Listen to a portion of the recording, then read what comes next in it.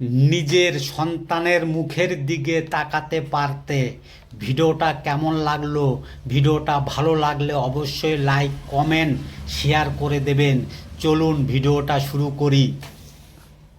যেদিন তোমার হুঁশ ফিরবে সেদিন তুমি আমার থেকেও বেশি কাঁদবে, কারণ যেদিন তুমি বুঝবে আমি কিভাবে প্রতিদিন তোমার জন্য জ্বলে পুড়ে নিঃশব্দে কেটেছি। বুঝবে ভালোবাসা শুধু মুখে বলা নয়, প্রতিটা নিঃশ্বাসে যাকে ধারণা করা যায় আমি আছি, আমি ছিলাম, হয়তো চিরকাল তোমারই থাকতাম, যদি তুমি একটুখানি ফিরে তাকাতে। তুমি ভুলে গেছো যে আমিও একজন মানুষ, অনুভব আছে, কষ্ট পাই, ভেঙে পড়ি।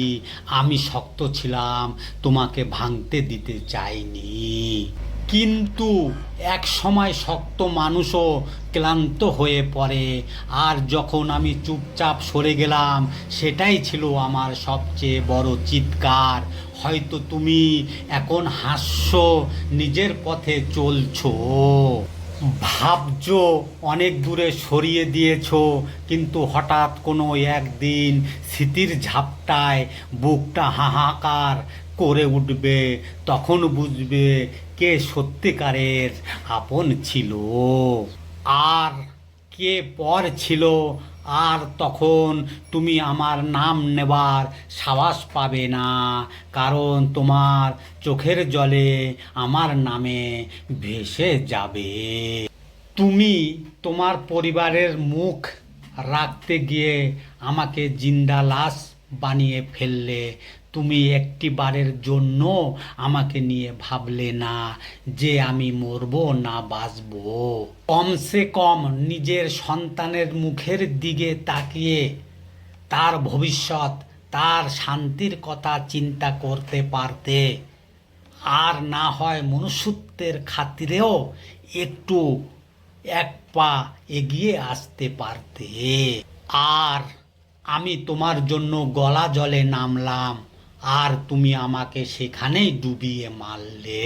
সম্মান থাকতে কেউ সম্পর্কের মূল্য বোঝে না, সময় থাকতে কেউ নিজের ভুল বুঝতে পারে না, মৃত্যু না হওয়া পর্যন্ত কেউ কারো ভালো গুণ গায় না, সন্দেহ বিমারির কোনো চিকিৎসা হয় না, চরিত্রহীন লোকেরা ইজ্জত বোঝে না, মৃত্যুকের কাছ থেকে সত্য আশা করা যায় না, বিশ্বাসঘাতক কোনোদিন বিশ্বাসের মর্যাদা রাখে না, কয়লা ধুলেও ময়লা যায় না, ভাঙা হৃদয় জোড়া লাগে না, সৎ লোকের বন্ধু কম, শয়তানের বাহিনী বিশাল, পচা ফলে মশা মাছি বেশি ধরে, উচিত কথার আপনজন শত্রু হয়।